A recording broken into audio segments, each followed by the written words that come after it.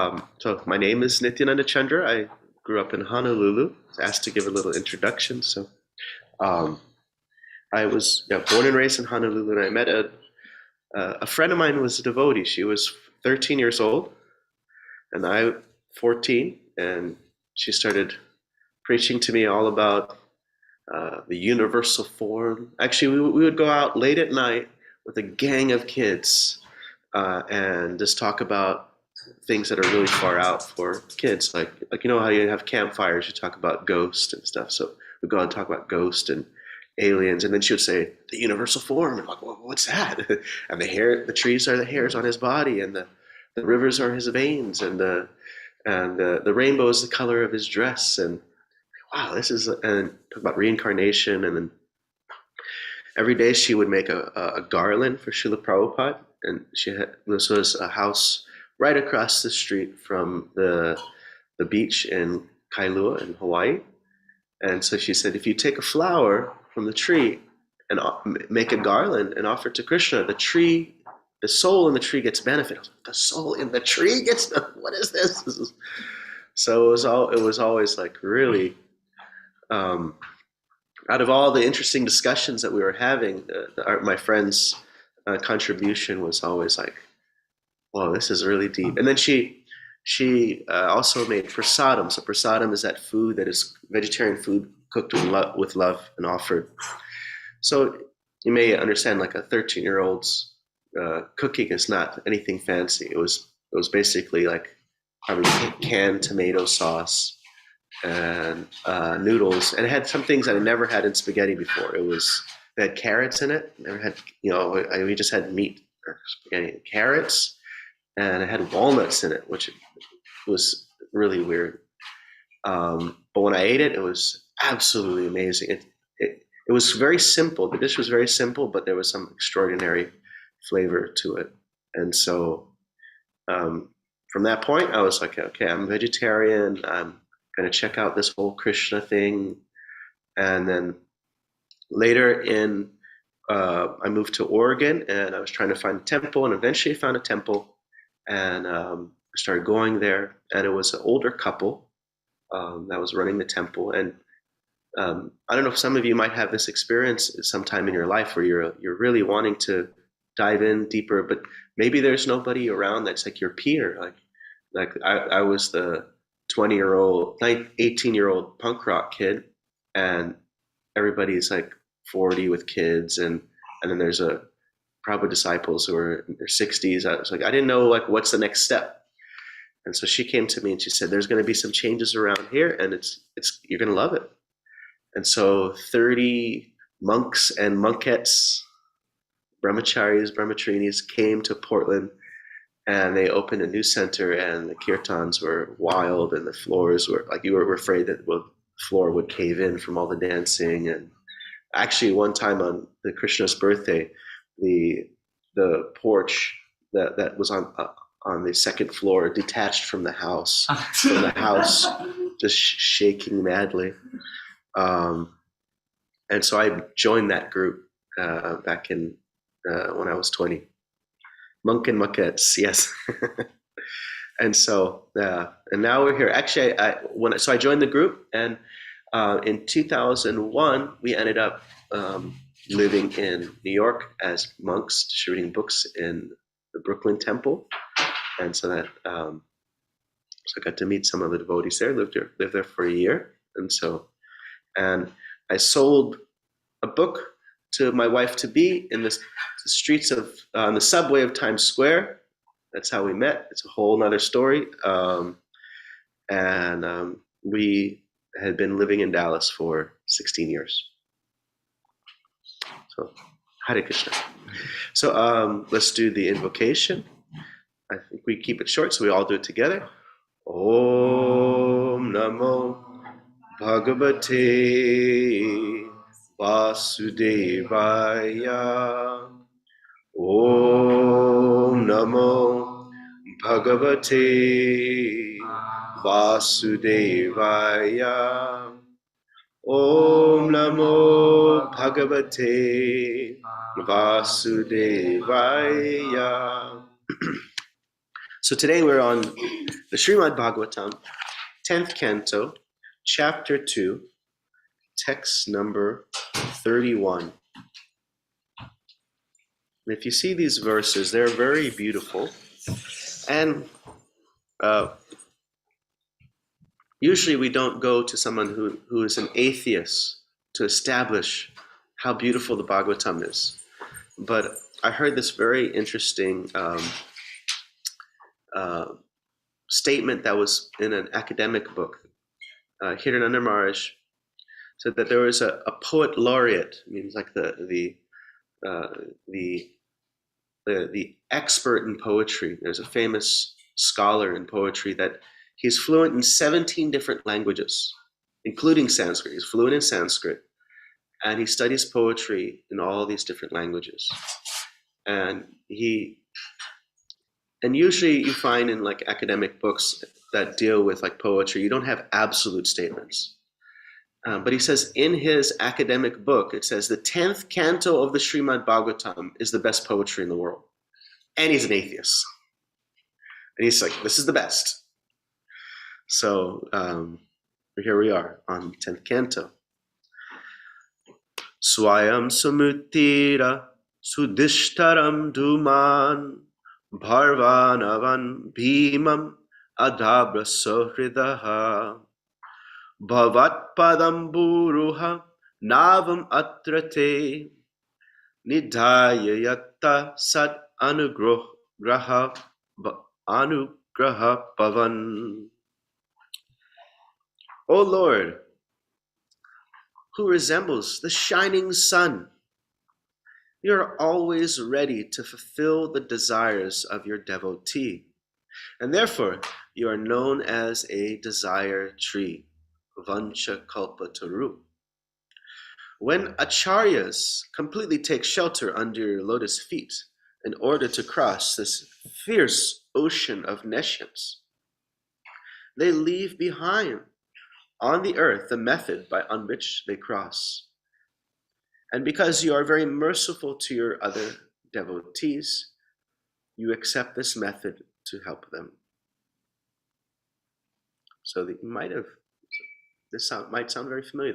The Prabhupada uses this, quotes this verse, or he quotes the meaning of the verse where it's really cool. There's the boat to cross the ocean of nescience, cycle of birth and death. And so the teachers, they use it, and at the same time, it's still there at the port for all of us. They're on it, and it's still there at the port. So it's and anybody who's taken like a yoga class, you might see that Navasana, that one, the boat. So that's the word boat here. Purport. This statement reveals how merciful acharyas and the merciful Supreme Personality of Godhead together help the serious devotee who wants to return home back to Godhead. Sri Chaitanya Mahaprabhu in his teachings to Rupa Goswami said, Brahmana Brahmite Kona Bhagavan Jeev Guru Krishna Prasade Pai Bhakti Lata Bij. One can achieve the seed of Bhakti Lata, devotional service, by the mercy of Guru and Krishna. The duty of the Guru is to find the means according to the time, the circumstance, and the candidate by which one can be induced to render devotional service, in which Krishna accepts from a candidate who wants to be successful in going back home, back to Godhead. After wandering throughout the universe, a fortunate person within this material world seeks the shelter of Guru or Acharya, who trains the devotee in suitable ways to render service according to the circumstance, so that the Supreme Personality of Godhead will accept this service. So recently we have this Bhagavad Gita memorization course. We have a class where we teach students how to memorize a whole chapter, and it sounds wild, but it's maybe easier than people think, because all the verses actually lead into each other, and they make sense together. And so the last verse that we covered is this. What is the first word? It's before Jarna Marna Mokshaya. It is chapter 7, text 28. Anybody tell me the first word? Who's the quick on their typing skills? Do you know which one it is? What? Seventh. Yesham Twantakatam Papam Jananam Punya Karmanam Tedana Mohanirmukta Bhajanti Mam Dradavrata. So Venkata Bhatt Prabhu was talking about in a few verses ago about this process of worshiping demigods, and I believe it was Vishwanath Chakravarti Thakur where he describes that there is a progression of faith that is developed in someone who is in that Vedic culture.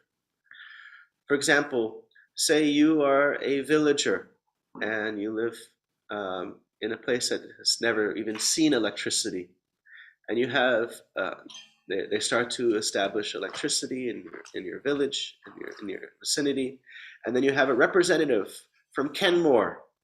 They make microwaves, make stoves, they make all kinds of different appliances, and they come and they come and sell you on the idea that, okay, you see there's a little box, you plug it into this black thing, into this 3 dots, 2 dots, or something like that, and press 1, start, and your food comes out hot. And so you go to the villager, you demonstrate, and they take the food, they see, whoa, this is actually hot in 1 minute, this, in a very short time. And so what did they just gain? They didn't just gain that whole microwave, but they gained faith in the representative. So, an electric bill. So similarly, someone may, Bhaktivinoda Thakur talks about these different progressions of like uncivilized, civilized, moralist, quasi-theistic moralist, and someone with devotion for the Supreme Lord. And so the person they are in that system, they just might want something material. And he says, okay, worship this particular demigod, you're going to get something. And previously, by the procedures, it was very clear they would receive, the rain would fall, or they would be able to find that nice wife, or something would happen in relation to their worship. And so they didn't just get the thing that they wanted, but they developed faith in the system that provided that thing. And so if the representative from Kenmore comes with another appliance, something a little bit more expensive, they still may take interest. So in the same way, I believe it is Vishwanath Chakravarti Thakur describes that because they're in that system, they hear. And because they're hearing, then they hear, oh, wait a minute. There's something more than just enjoyment in this life. There's materialistic enjoyment in the next life. I could be Indra. Yeah, I can. Instead of doing a little puja, let me just do a whole elaborate worship, and let me just sacrifice even greater of my wealth and energies and attention, and following all these procedures and morals and things like that.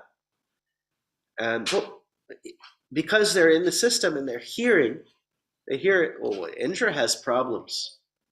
He's running into situations that are difficulty. And just the concept, wait, there is another life, that creates a whole other, it makes you start seeing things very differently. Like if somebody wanted to eat animals, they would do on a moonless night a sacrifice in front of the deity of Kali. They would say, Mangsa. Mamsa is the word for meat, but it means Mam Saha. Me, he, I will be you. We will trade places. Doesn't seem like a very good. It's not a good exchange. It's not really worth all that. Whatever it did for your tongue to become on the receiving end. And so they hear more. They're hearing like this, and then they hear, well, instead of material enjoyment, kind of move out of the karma kanda stage, I should seek moksha. Just get rid of this whole material existence. Just become free from it. That's this stage and the second stage. All religious traditions. You have people within that come to a religious tradition because you're going to get something. Put a call 1-800 such and such, and if you put $1,000, then such and such Supreme Lord is going to fill your bank accounts. We had those like televangelists and stuff. It could be kind of a cheating way. It could be a more even honest way. But there's the idea of like getting some gain, or just even like being known as a pious person, a religious person, or just even your networking and community that you get there. And maybe if you have a pyramid scheme, you can go to there and you can start selling it to all the other people that are there. But then there's next level. You realize, okay, I just want to get out. I want that moksha. I want that nirvana. I want that heaven. I want to get out of this whole situation. But if they continue to hear, if they're hearing from the sastra, the sadhus, the acharyas, then they may hear something even higher, even higher. So this verse, yesham twantakatam papam jananam punya karmanam te dvanda moha nirmukta vajantimam drida. So the first line is yesham twantakatam papam. They're finished. They're persons who are done with the pap, the karmas, the bad sin, the bad activities, done with the bad. Punya karmanam, fixed in the good, fixed in the pious actions, and te dvanda moha nirmukta. They're free from the dvanda, the dualities. They're done with the bad, fixed in the good, and they're done with duality. They practice devotional service with determination. So, does that mean if you do this, you give up bad actions, do good things, and you want to be free from duality, then you get bhakti? Question for you. Does it come like that? You get it like that?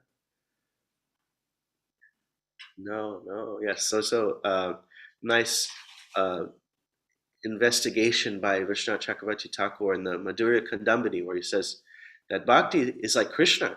Bhakti is independent. Can't force it. It's not something I got it because I was a great spiritualist, and we tell our story. Actually, the story is that somebody was kind to you. That's really the story. It's always the story. Somebody was kind to you. At some point, maybe in past life they were kind to you.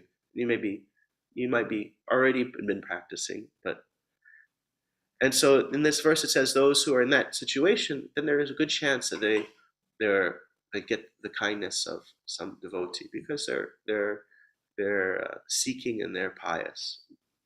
Of course, we have devotees like Srila Prabhupada who were kind to everyone. And this verse gives a really beautiful Sanskrit term. And if you ever want to ask about Sanskrit terms, you just go to Vasudev, and he gives you everything. He's the big Sanskrit scholar. So adabra sohrita. So adabra means like there's like no holding back. It's just completely overflowing. And sohrita means like it's just that suhrit, that very loving well-wisher. And so in the word for word it says devotees who are incessantly friendly. They're incessant. They don't hold back their friendly nature at all to the fallen souls. So they feel this pain in their heart. They want others to experience the joy of Krishna, and they want them to not be stuck in this world. Okay, let's see.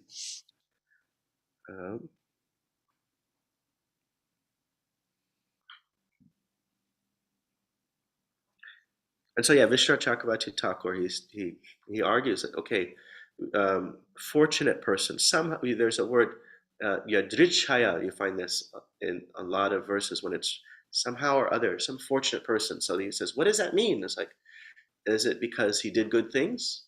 That means that bhakti is devotion to God has become subservient to just doing good things. It's just a material thing, and it's just, you're guaranteed this result. The conclusion, and is it just Krishna, like Krishna's mercy? If it's Krishna's mercy, then why is he giving it to this person, not that person? So then there's still some no clarity there. Or if it's just random, then that doesn't give any clarity either. And so he says we have different levels of devotees, and then the second level of devotee there, they are have this vision of trying to give to those people who are suitable to accept it, and so they're getting bhakti passed on from these devotees. All right, let's see. Now we are on. So after wandering, this makes it easier for the candidate to reach the ultimate destination. The acharya's duty is therefore to find the means by which the devotees may render service according to the references from Shastra. As remember previously, they said circumstance, time, and candidate, according to the various situations. Rupa Goswami, for example, in order to help subsequent devotees, published such devotional books as the Bhakti Rasamrita Sindhu. Thus, it is the duty of the Acharya to publish books that will help future candidates to take up the method of service and become eligible to return home back to Godhead by the mercy of the Lord. In our Krishna conscious movement, this same path is prescribed and followed. Thus, the devotees had been advised to refrain from 4 sinful activities: illicit sex, intoxication, meat eating, and gambling. And some of you may know these are related to the 4 legs of Dharma: cleanliness, saucham, tapa, this self-control, austerity, daya, compassion, and honesty. You can't be an honest gambler. Here's my cards, And it's also kind of like it's kind of like instead of just doing honest work, it's like an attempt to just like, I'm not going to get what I deserve. I'm just going to try to cheat the whole thing, just get money that I don't deserve. And continue on. And to chant 16 rounds a day. These are bona fide instructions. Because in the Western countries, constant chanting is not possible, one should not artificially imitate Haridas Thakur. What is your names?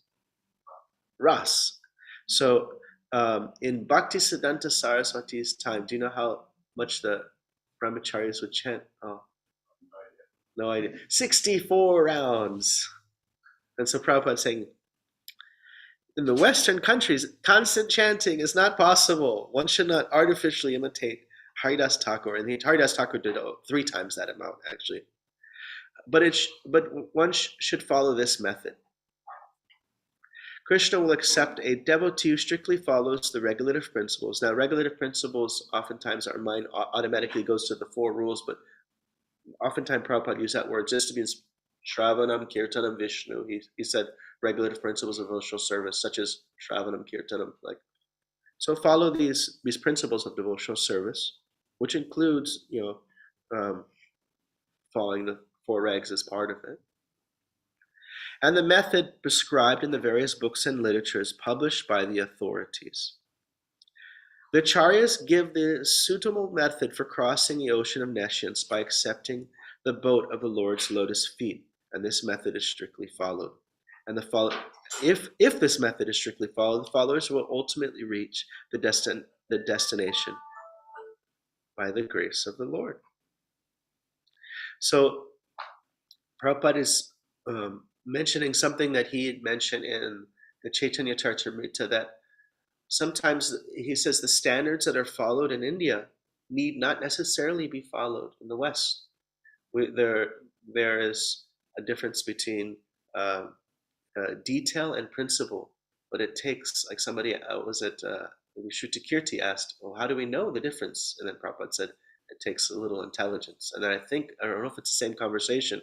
They said, well, what if we, how do we know if we have intelligence or what if we don't have intelligence? He said, go find someone who does. Or my spiritual master, His Holiness Prahladananda Swami, asked this similar question. Well, Prabhupada, how do we know we're doing the right thing if we're not here? If you're not here with us, you're somewhere else. And he said his relationship with Prabhupada is Prabhupada always gave him sarcastic answers. And so he said, Prabhupada said, you may try, but you do the wrong thing. And something he kind of took from that is that when it comes like this detail and principle, it's not a formulaic thing. Okay, just apply this formula and then you know you're doing the right thing.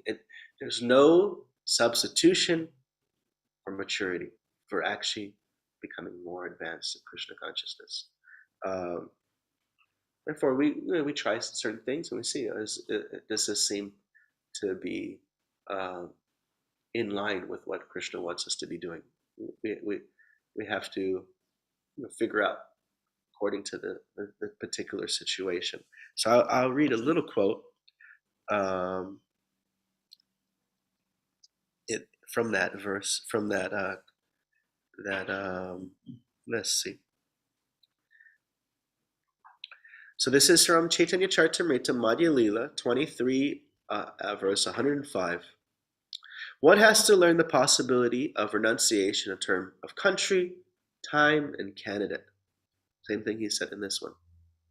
A candidate in Krishna consciousness in Western countries should be taught about renunciation of material existence. But one should teach candidates from a country like India in a different way. The teacher, Acharya, has to consider the time, candidate, and country. He must avoid the principle of niyamagraha.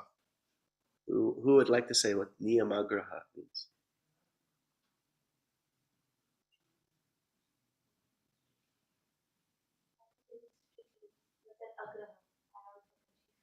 It's the two meanings. Yes, and so here let's read how it says here because it's nice. One should perform that is one should not try to perform the impossible. What is possible in one country may not be possible in another. The Acharya's duty is to accept the essence of devotional service. There may be little change here and there as far as yukta vairagya, practical or proper renunciation is concerned. Sanatana Goswami wrote in his Vaishnava Smriti, Hari Bhakti Vilas. So I won't read everything, but he basically says Sanatana Goswami wrote the Hari Bhakti Vilas in a way too that was in line or appeasing the very strict smarta brahmanas who have everything done very paka, everything very, very strictly. He said, so keep that in mind, that this is Hari Bhakti Vilas is meant for the very strict Vedic Hindu brahmanas. It is not necessary that the rules and regulations followed in India be exactly the same as those in Europe. Like in India, did they have, before Prabhupada, did they have a ladies' ashram, men's ashram? There was no ladies' ashram. We'll just speak ladies' ashram in the same building. Prabhupada established that. He said, this is needed here. It wasn't such a necessity. If a young lady wanted to practice Krishna Bhakti, it wasn't hard there was not a real necessity to join an ashram. The environment wasn't such that it was such a great need. Maybe now in India, it might be even a need now. I know one lady, maybe her name's Lakshmi. She was a lot of time in Vrindavan, but she had her husband was a Christian, Indian Christian, which is sometimes really a little too strong, And so to go to the temple on the evenings, she would have to say, I'm at the bar. And he's like, okay. That's okay. Yeah. Okay, so here's not the same. Here, simply imitating without an effect is called niyamagraha, not following the regulative principles, but instead living extravagantly is also called niyamagraha. Niyama means regulative principle, and agraha means eagerness. The word agraha means eagerness, and agraha means not to accept. So we should not follow the regulative principles without effect. So we should just follow hey, you didn't peel your tomatoes. Maybe you have to peel the tomatoes. Krishna doesn't accept without peeled tomatoes. Sometimes you find somebody, they might be not following the 4 rules, but then they have like some little thing that they're really strict about. Like, okay, well, what about no smoking marijuana or something? Like, no, peel the tomatoes. So, nor should we fail to accept the regulative principles. Then what is required is a special technique according to country, time, and candidate. Without the sanction of the spiritual master, we should not try to imitate. We should not introduce anything whimsically without the sanction of the bona fide spiritual master. So if we don't have that great maturity, then we might not want to say, okay, everything this is the way it should be all now, this way, that way. We should find somebody with some spiritual maturity, and then we find out, okay, how can we adjust it? Don't lose the essence in the details. Yes, nice comment there. And so we're finishing this long purport. This method is called Acharya Sampradaya. It is therefore said, Sampradaya vihi ye mantraste nishpala mataha. The Acharya Sampradaya is strictly bona fide. Therefore, one must accept the Acharya Sampradaya, otherwise one's endeavor would be futile. Narottam Das Thakur therefore sings, Tandera Charana Seva Bhakta Sanivas, Janame Hoy Ei Abhilas. One must worship the lotus feet of the Acharya and live within the society of devotees. Then one endeavor to cross over nescience will surely be successful. Om Jnana Timirandasya Jnananjana Shalakaya Chakshumitam Yena Tasmai Shri Gurave Namaha. The last thing I'll say here on this is that this is a demigod just declaring how wonderful not only is Krishna, but his process of devotional service. And so same thing you find in chapter 9. So chapter 9 it's in 4 sections. You got the first 3 verses. Krishna is glorifying, he's kind of giving a little introduction. He's glorifying the knowledge. What is chapter 9 called? Most confidential knowledge. And how do you say it in Sanskrit? Like, what's that little book that we have?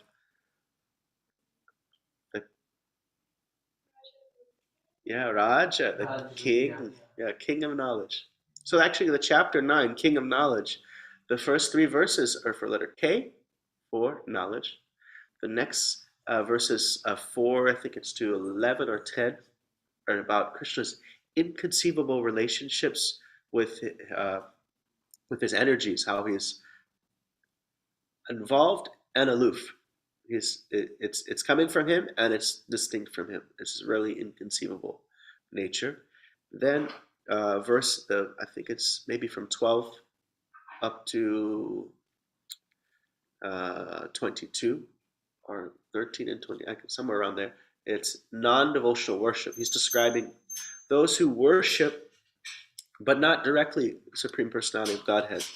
He says, Ekatvena, Pritakvena, Bahuda, Vishvatomukam. Those who worship the Vishvata, the universal form, or those who worship him as divided as the Devas, are those who worship the oneness. And then the whole end of the chapter, he's talking about how glorious bhakti is. And he's really just kind of revealing how his heart is very soft for his devotees. And so he says this famous verse, Samaham sarvabhuteshu nama dveshtinos tina priyaha ye bhajanti tamam bhaktya maiteshu chapyaham. He says, I am sama. What is this English word same? Like even the word homo in the homogenize, it means same. The S became the H. So he says, I'm the same with everyone. And I think maybe Vasudev can clarify this, but one thing you sometimes find in Sanskrit is something that is more common knowledge is in the first part. And what is like the new revelation, what is something confidential is in the second part. Like you have, who knows what is like the core verse of the whole Bhagavatam? They call it the Parivasa Sutra. It's like the key that unlocks all the whole thing. So, of the Bhagavatam. It's like the core verse that they say it's like, when you have I don't know, when they had like those cereal boxes and you put like those magic glasses by which you could like really see everything, like see all the secrets and stuff.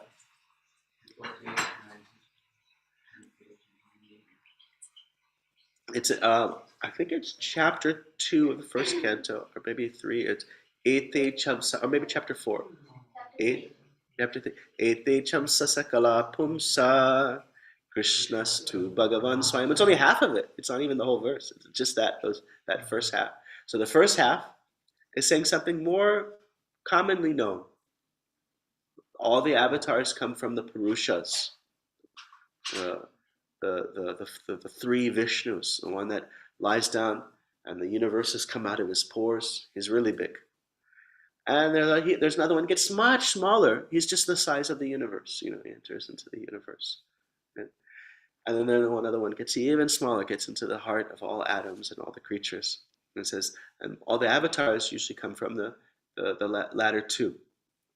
But in the last line, Krishna's too, Bhagavan Swayam, but Krishna, he is the supreme person.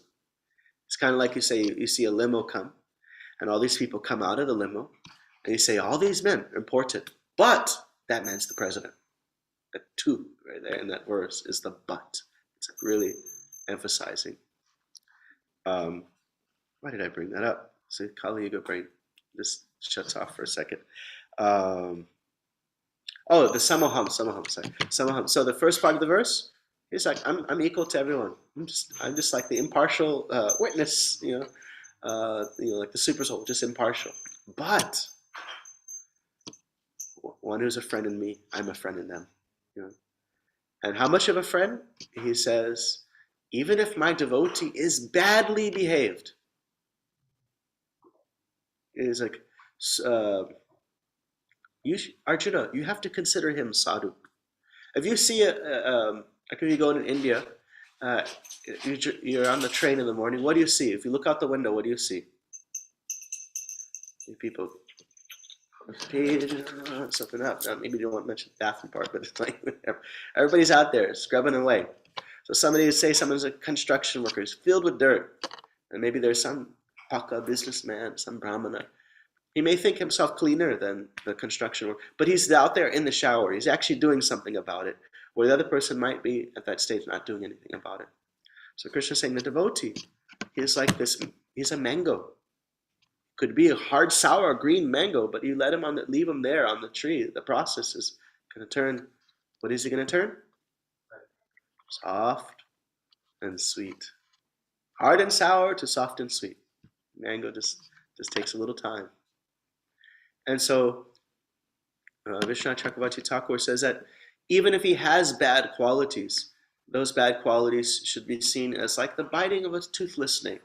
Or if someone has taken a powerful cure for a sickness, but they're still experiencing the experience of sickness, and the cure it's about to take effect. They already taken the cure.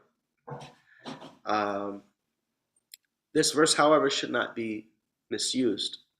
I think it was Madhavananda Prabhu. He shared this thing from, I think it was from Tattva Viveka, something from Bhaktivinoda Thakur's books. I haven't read it, I'm just saying the quote. So there's called Anutap and Niranutap. I think it's also something Ramanuja also spoke about. So Anutap means that although the devotee may still be overcome with bad habits due to past life, this life, to certain things, like he's like, Krishna, I won't give you up. I'm really sorry I have these qualities, but I still won't give you up. And so he is Anutap. Tap is like this heat, this burning. So he feels like this pain, like, oh, I shouldn't have done. I'm giving bad name to the devotees with my bad habits. So that's the bona fide one. The other one is kind of discounted. Nir anuta means they're a devotee, but they don't feel bad when they're doing wrong. Nir anuta, they don't feel that burn. And so this verse, from what I understand, doesn't apply. That one is nonsense. We like to listen to sages, and we hear this: you must live it to give it. So I had this question because they talk about, okay, if you want to give bhakti, you have to have bhakti, you have to be established. And then, but on the other side, they also talked about, Raghunath talks about all these characters that weren't really so much living it, but they were very effective in giving it. Maybe you've seen that, like people that are very, they inspire people, but maybe they're not falling so nicely still. And I spoke to Vasudeva. Vasudeva said, because they have faith. They're still not fully purified, but they do have that strong faith.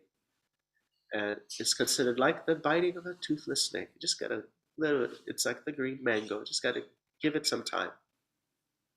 As long as they're anuta, they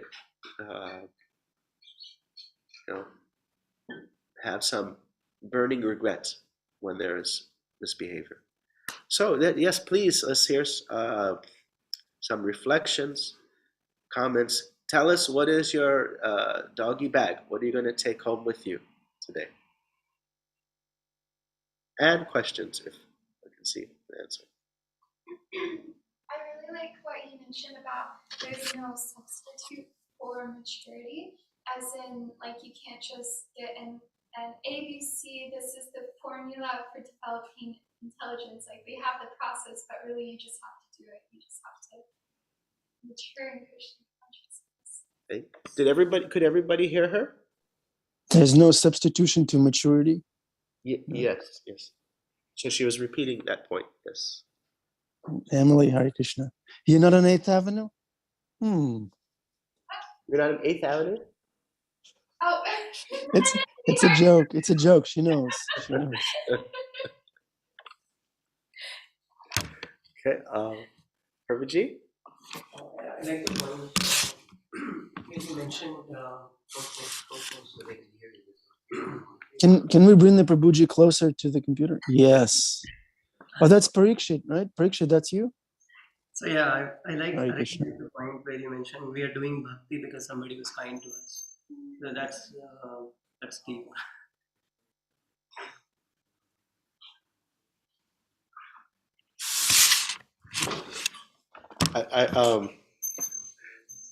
There was this couple that we would see, the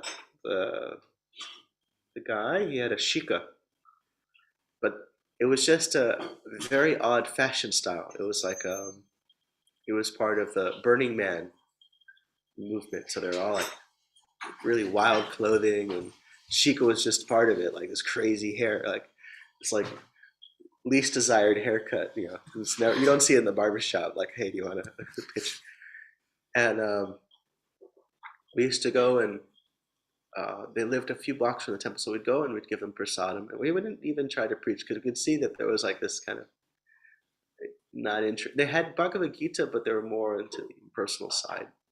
Bring them prasadam, and then they started coming. Eventually, they started coming to kirtan. And they became devotees, and wife got initiated. I remember someone was interviewing, how'd you become a devotee? He said, well, I was seeking, and and it didn't mention any of the devotees that coming, bring prasadam. So we got to make sure we don't do that. Yeah, there's a lot of times there's kindness there. Yes, Ross is ready. Okay, yeah. I was really inspired by what you discussed about the kind of evolution from karmakanda to next stage of karmakanda to bhakti, and something I was thinking about was about different religious traditions, and it gave me some inspiration and some insight into what's going on. Yeah, you always have those three. You have motivated by some material gain, just want to get out, and then the highest is love and devotion. You find, maybe not every tradition is going to the highest, but basically those elements are there. You have Christians that are going to be motivated by some idea of profit. Some just want to get out of this world and or just establish it. They get a seat in heaven, a world without suffering. And some are, and Jesus, he didn't come to teach a new religion. He just came to say, hey, no. That's the top part that we're supposed to be really focusing on, this part of devotion. Any other? Let's see here. Let's read the chat. Hard and sour, soft and sweet. Krishna's parties are better. Yes.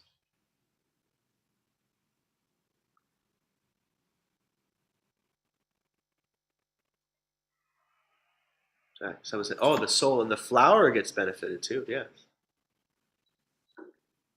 So, Carmen G, what will you take home today?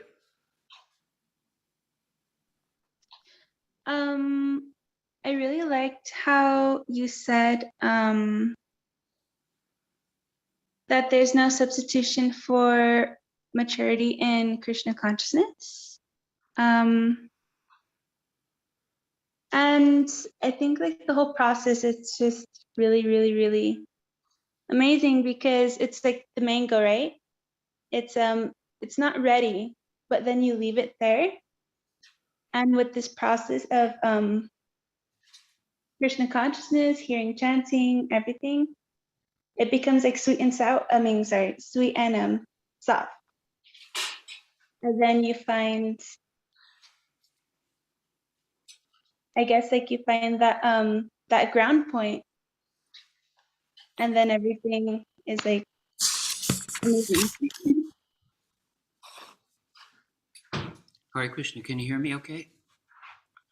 We make a slight adjustment. The first class description he gave about the progression of karmakanda, like we were saying, first engaging in some kind of sacrifice for some gain, and then gain in a better life in the next life, and then finally having some appreciation for the validity of these prescriptions, and then understanding there's something higher and coming to the level of pure love of Krishna. So in addition to saying this progression is there, since the Bhagavatam class is about glorifying Krishna, we have to say, how wonderful is Krishna that he's providing this progression, right? Because you want to throw Krishna in there, that he is setting it up so that even if we're not in a very advanced level, he's working on us.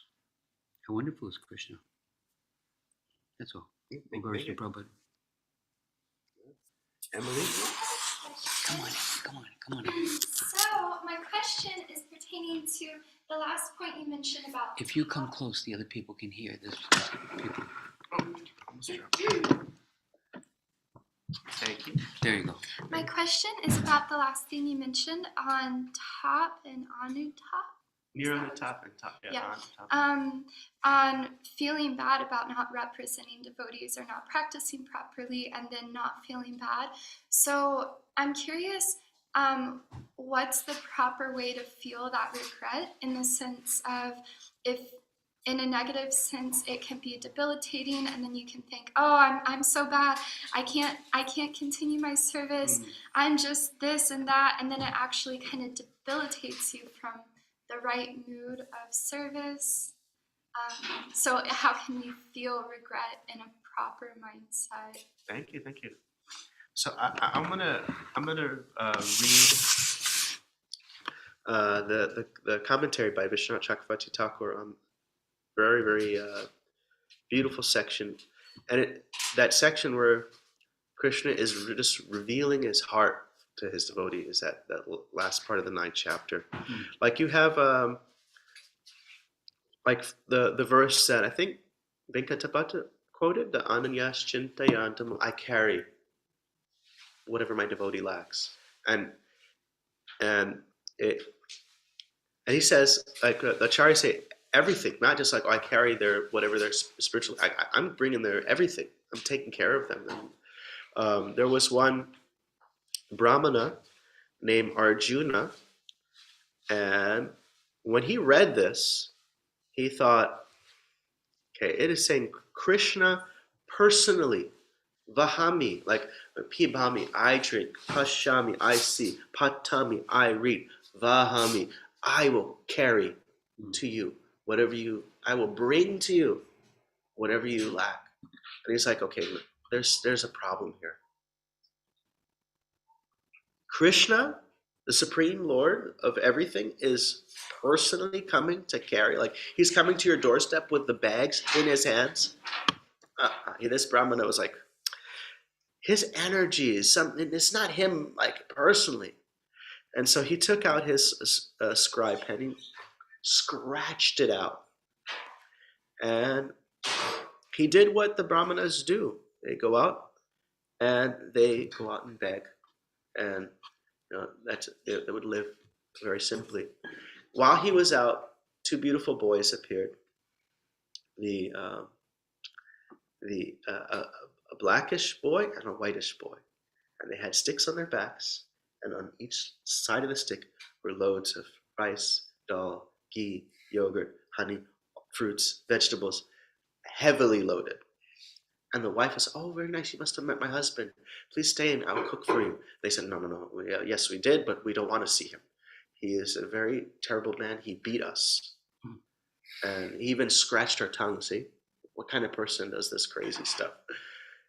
And so when he came home, she had the rolling pin. She was like so upset.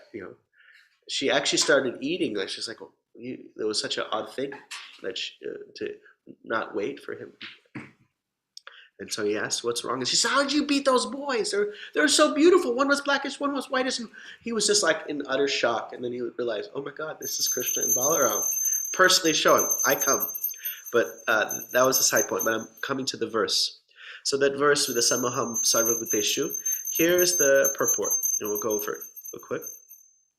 You liberate and give yourself to the devotees, but not to the non-devotees. But then do not show prejudice arising from attraction and repulsion. And so the Lord is refuting this concept in this verse. The devotees exist in me, and I also exist in them. And so he explains that this means in his attachment, he's always there with them. So he says to compare the devotee to the Lord to be like a kalpavriksha, a wish-fulfilling tree that gives whatever you desire without discrimination is only kind of correct, because the tree doesn't have any affection for the person who's asking anything, where the Lord has great affection for his devotee who is there. And the tree doesn't have any hatred for anybody who is mistreating that devotee. But the Lord does, as he says, I will kill the demon Radhikashipu with great anger, he says that. So, and so he says this apparent prejudice is not a fault, it's a decoration. So then he says that famous verse, apichet suduracharo. Achar means your behavior. Prachar is what you're talking. Achar is what you're doing. Dur means very bad, and sudur means very bad, very badly behaved. So even if the most sinful person worships me, but they're ananya bhakt, they're fixed in bhakti. We hear this term pure devotional service. Sometimes our pure devotee, sometimes it means someone who is at the stage of pure devotion where their devotion is fully matured. Sometimes the word pure devotee means someone who is purely accepting the path of devotion and is not mixing other things. They're just trying to serve Krishna with love, even though they themselves are not yet mature. He says that person is a sadhu, and if you don't think so, you're in trouble. Krishna saying. So my attachment to my devotee is my very nature. I got 2 more minutes, so I'm just trying to get this in. That attachment doesn't decrease even if my devotee commits wrong, for I will make him come up to the highest standard. And that's the next verse. He says, Shigram, I do it fast. Don't worry. If someone with bad conduct, addicted to violence, thievery, or adultery worships me, and worships no one except me, and does not follow any other process, like karma or jnana, and no desire other than my desire, he is my devotee. So then the refutation is, well, considering his conduct, how is he a devotee? He is to be respected as a devotee because of his devotee qualities. It is a command. Not doing so is an offense. Should he be considered a devotee in the portion he worships you, and a non-devotee wherein he commits adultery? No, he should be considered a devotee in all of his parts. You should not see his bad qualities at all. He is completely convinced. He makes a splendid resolution. I will go to hell for my sinful activities, which are hard to give up, but I will not give up dedicated worship of Krishna. So that's his mood. This is very fixed. And so then he quotes in this next verse, the Shigram Bhavatmi Dharmatma. Quickly, I'll make him a Dharmatma, a righteous person. And he'll be completely devoid of contamination. And then Krishna even raises his voice. O son of Kunti, declare that my devotee never perishes. He's really expressing, like, my heart is fully there with my devotee. So how can you accept the worship of such a sinful person? How can you eat the food and drink offered with a heart contaminated by lust and anger? Krishna says, quickly becomes righteous. He used like the present tense, meaning that it's going to, by remembering me, having commit sin, by remembering me, he becomes repentant and very quickly becomes righteous. And then there's another quote from the person in that situation. Oh, how unfortunate I am. There's no one as low as I, bringing bad name to the devotees. So he feels this disgust. And even if he doesn't have righteousness right now, it's existing like in a subtle form. After taking medicine, though the destructive effects of fever or poison remains for some time, it's not considered a serious situation. So if you meet somebody that has these bad characteristics, we must understand that what is the verse? One should not see the dosha. We have this word, the dosha, the faults in the body of the devotee, nectar instruction. So I asked Jayadvaita Swami about this verse because in Ayurveda, you have your dosha. It's not just your physical faults, it's your mental faults. You might have a tendency to be easily angered or maybe a little lazy or impatient. You have this particular kind of machine that is there. I said, does it refer to these kind of mental faults, not just the physical appearance? And he quoted something from Bhakti Thakur, and he said, yes, that sometimes we see this like with astrology or these things, we begin to see, oh, this is the conditioning. It's not necessarily the person. The person is their attempt to serve Krishna with love. Om Tat Sat. Thanks a lot. Hare Krishna.